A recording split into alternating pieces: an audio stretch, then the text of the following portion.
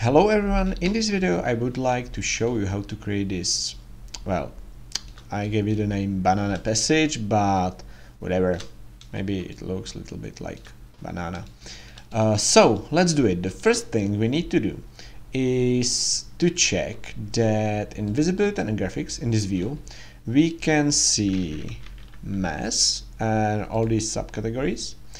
Also, I think I need to check all these annotation categories, but I'm not sure, and also this analytical model category, so we can see all the nodes and so on. So hit OK, and the first thing we need to do, we need to define these lines. You can see that there is a line, there is somewhere another line, and there is a third line. We can't see it, but it's there. And these bananas, they follow these lines. So the first thing we need to do is to define these three lines. So we go to massing and site. In place mass, we can name it, for example, mass 1, it doesn't matter. And we can select from these tools. The best way, the way I like to do it is to create some points. So first I should set the work plane, so I select this work plane and then I define some of points there. In this curve there should be more of them, and then we don't need so many, so something like this. And I think one of these points I don't need, so for example this one I can delete.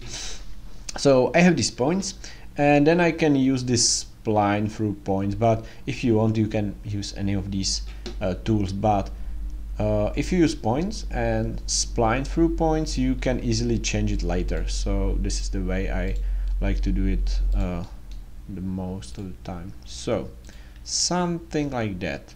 When we are finished, we hit escape. Now I need to copy it 3 times, so I think I can go to front and copy it up. People are usually shorter than 2.2 meters, so something like that. And then we need to create one more, so I copy it there, but maybe we can make it a little bigger, something like this. We can follow the second part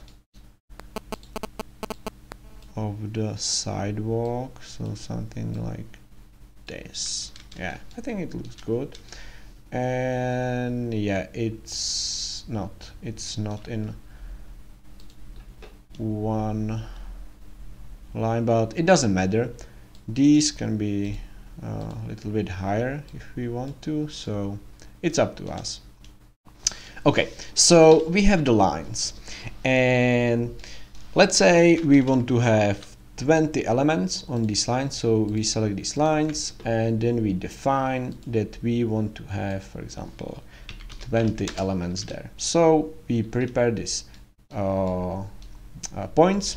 So then we create one element that starts here, the second point is here, and the last point is there. What we need to do now is to actually define this family. So let's create a new family. So go to File, New Family. I want to go to metric templates, and I want to find metric generic model adaptive, this one, and let's do it. So I need to have 3 points that I can use in this family. So again, I need to start with points. It should be vertical, but actually we can draw it in a floor plan, it doesn't matter. So I select point, I create 1 point, second and third. So this will be at the bottom, so this point will be there, the second point and the third point, they will be there and there. So I have these 3 points, and let's do something real basic. We won't create this displaying just this column. So the first thing I need to do is to select these points and define that they are adaptive, that we can actually use them in a model. So we can click on make adaptive. So now we can see all the numbers there. So this is the first, second and third point. Perfect. The next thing I need to do is to define the line we are going to follow with the sketch of this column, which will be a circle. So I select a reference, then I click again on spline through points, which is my favorite command. I select the first point, the second one and the third one and hit escape. You can see that we actually have several reference planes there, because at the start we have these reference planes of this spline, and also we have some reference planes for the point, but we need to use this one. So I click on select and I select this reference plane that's associated with the spline. So I click on it. Then in this plane I draw the circle, so something like, I think it can have diameter of 200, so I type 100 of the radial, and then I need to select the circle and also this spline, this reference line. So I select both of them, so I can see that I have two elements there, and I click on create form. So now I have the form. The first thing I need to do is to save it. So I save it as banana, like this. I already have one there, so I click save and I load it into the project. So right now I'm still in the editing of this component, so I can already place it. So I start with this point, the second one and the third one. Okay, so we created the element, and now the last thing we need to do, we actually need to copy it over this line. So I click on the element, I need to find this tool called repeat, and it will automatically follow the path. Because we use these reference points, we can actually edit them anytime we want. So click on them and move them up or down.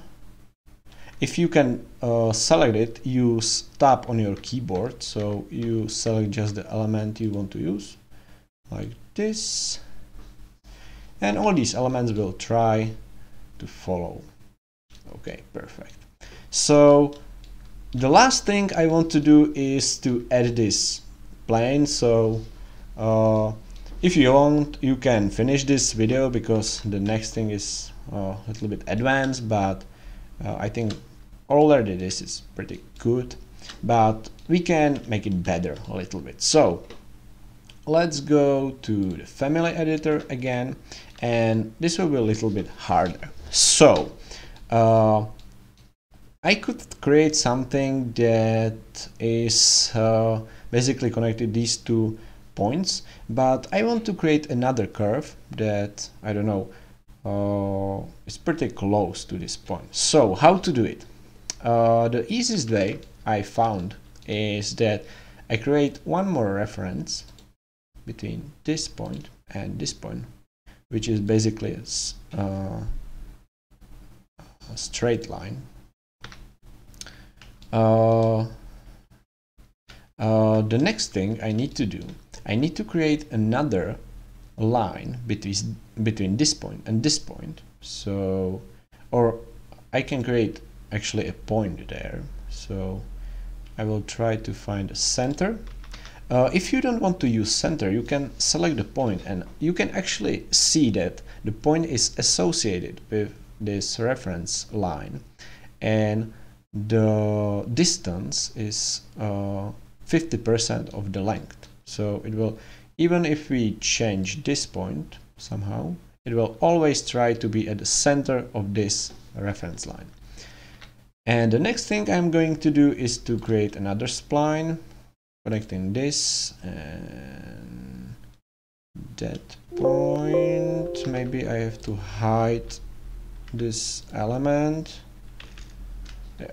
So spline. Yeah, now it should work. And now I need to actually create another point, which I can. Okay, so the problem is because I actually created a line. I don't want to have a line, but I want to have a reference. So again, reference, spline, and go to the, where is the center? There is the center, perfect. And now I want to create another spline, which will actually follow this spline. So one point, the second one, and the third one. And we can edit this point, so it's always 0.2, like 20% of this length. Maybe it can be just 0.2, or if you want to have it different, you can type 0.5. It's up to you. You can play with it a little bit. And the last thing I want to do, I want to actually create a plane between these two lines. So I select them, I click create. And now you can select if it should have a thickness or not. In this case, I want to have just a plane without a thickness, so I select this option. Now I can unhide all the elements. I can load it into the project, and we have something like that. So I hope you liked it. So that's all for this video. So see you next time. Bye.